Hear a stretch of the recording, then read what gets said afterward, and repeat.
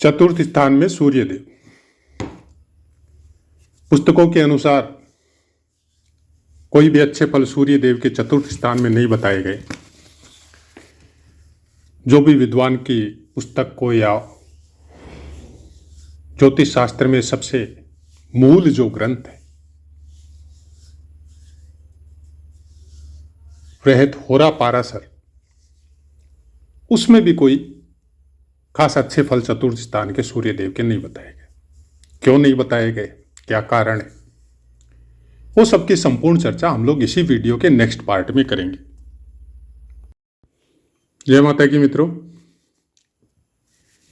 हम लोगों के सिंह लगन के पाठ शुरू हो चुके और शुरुआत सूर्यदेव से करते हुए आज चतुर्थ स्थान में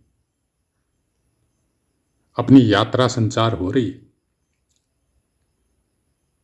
शॉर्ट वीडियो क्यों बनाते हैं, ऐसा प्रश्न आपके दिमाग में आ सकता है।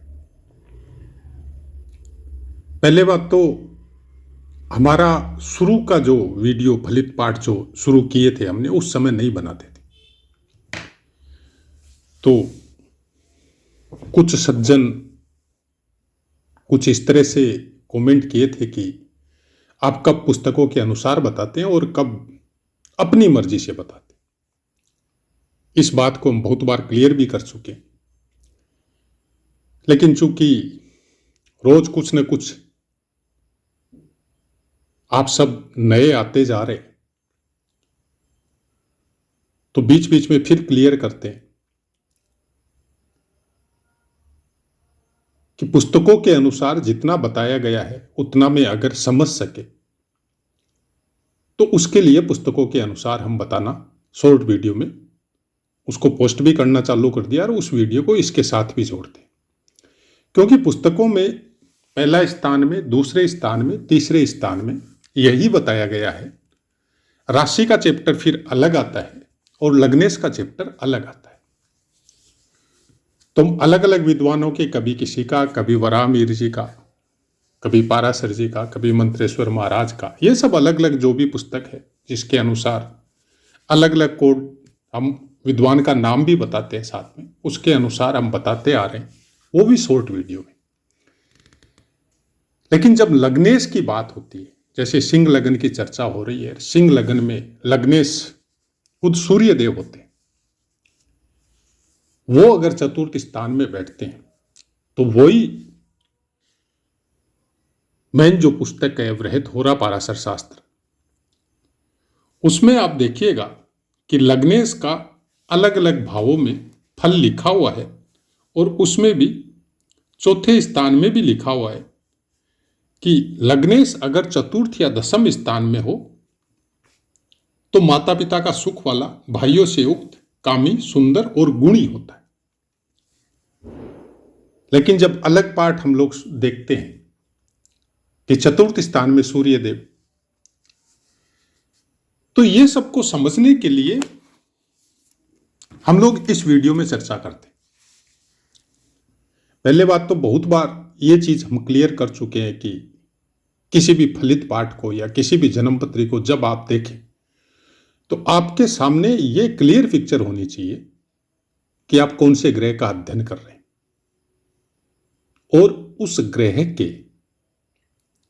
कारकत्व क्या है। ग्रहों में सबका राजा सूर्यदेव को बोला जाता है और राजा पापी नहीं होता है, क्रूर होता है, और क्रूर होना उसके लिए जरूरी है, क्योंकि दंड विधान की जो परंपरा आती है उसमें राजा अगर इमोशनल होगा, सेंटिमेंटल होगा, चंद्रमा की तरह, तो फिर पाप कर्म करने वाले को वो दंडित नहीं कर सकेगा। इसलिए सूर्यदेव को पापी मत समझिए, क्रूर समझिए।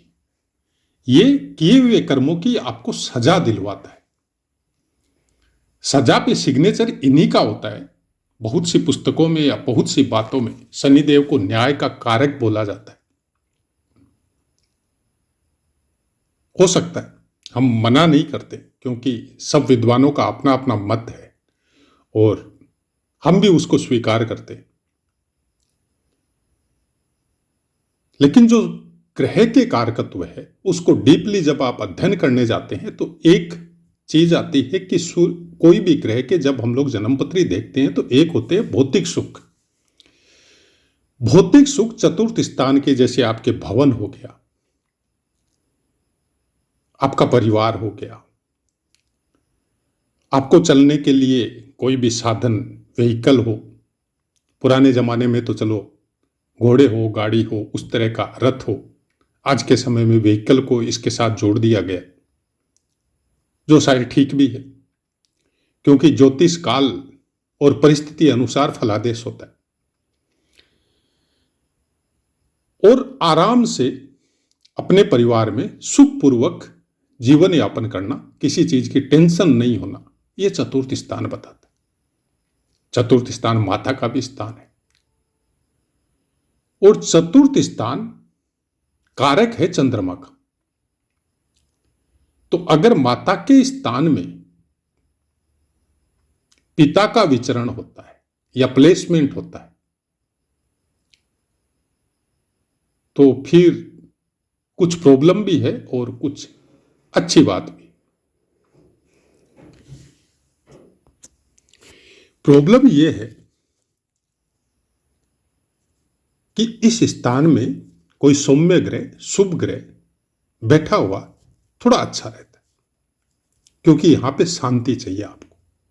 यहां पे बहुत ज्यादा उग्र स्वभाव या बहुत ज्यादा ऊर्जा के साथ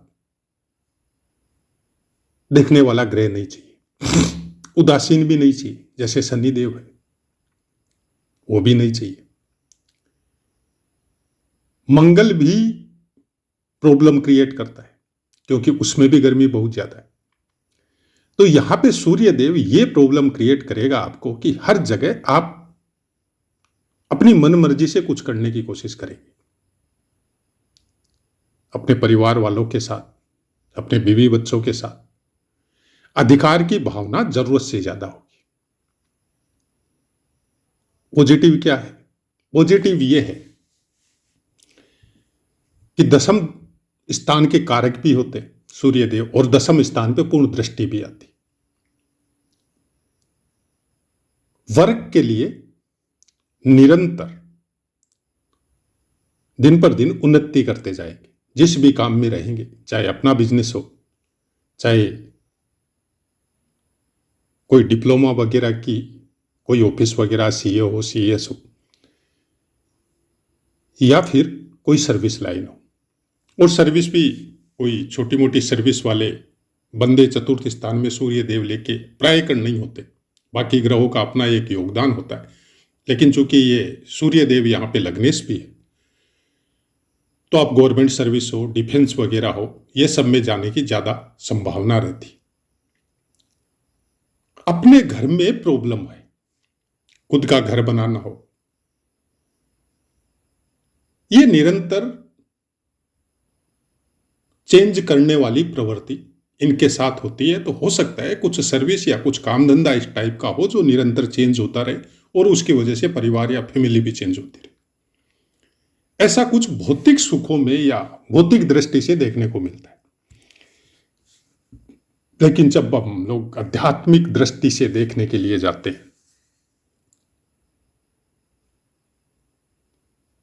तो आदमी जबरदस्त विवेकी होता है, ज्ञान का अथाह भंडार होता है।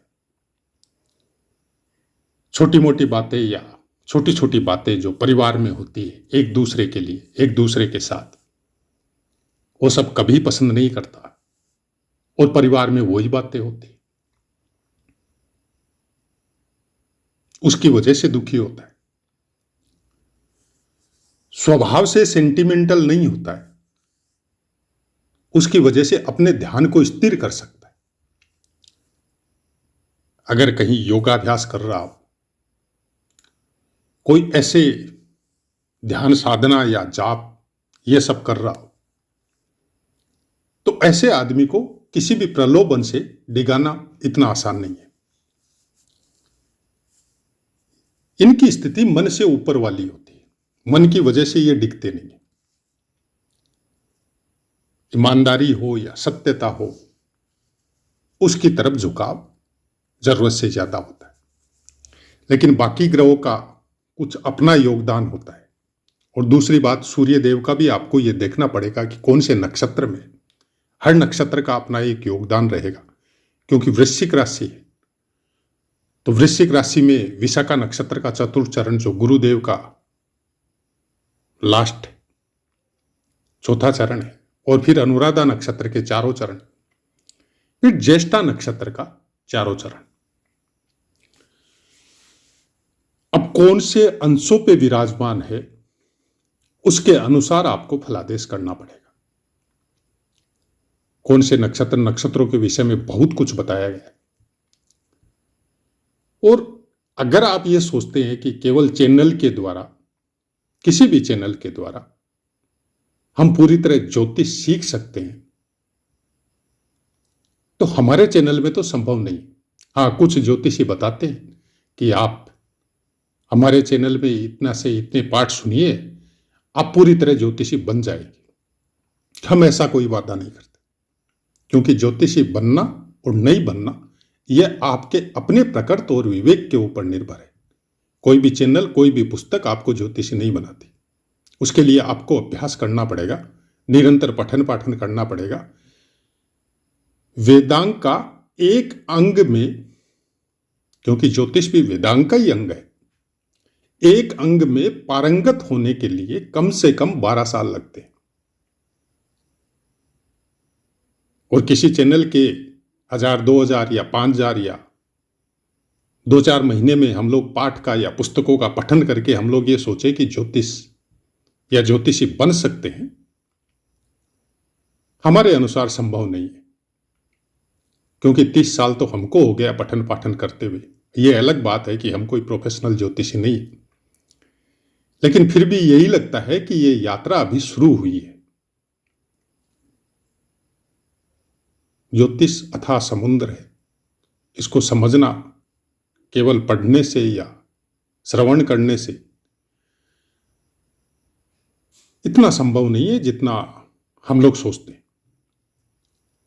क्योंकि जितनी बार आप एक ही पुस्तक को, खासकर सबसे बढ़िया पुस्तक बृहत्वरा पाराशर शास्त्र है, उसको जितनी बार आप पढ़ेंगे उतनी बार आपको श्लोकों के अलग अलग अर्थ आपको समझ में आएंगे। धीरे धीरे धीरे धीरे उसके कुछ रहस्यात्मक अर्थ समझ में आने लग जाएंगे। तब समझिएगा कि ये यात्रा आपकी सही दिशा में जा रही है। सूर्य देव के चतुर्थ स्थान का फल प्रायकर जहां तक हो सका हमने क्लियर करने की कोशिश की है। लेकिन हर ग्रह के फल तब डिस्टर्ब होते हैं जब युति में होते हैं, किसी के साथ दृष्टि संबंध में होते हैं, और जिस राशि में बैठे हैं उस राशि का अधिपति या स्वामी किस अवस्था में है, कहां पर बैठा हुआ है, उसके अनुसार फिर आपको प्रिडिक्ट करना पड़ेगा। तो आशा है मित्रों पाठ समझ में आया होगा। अब अपनी वाणी को विराम देते हैं, आपसे आज्ञा लेते हैं। जय माता।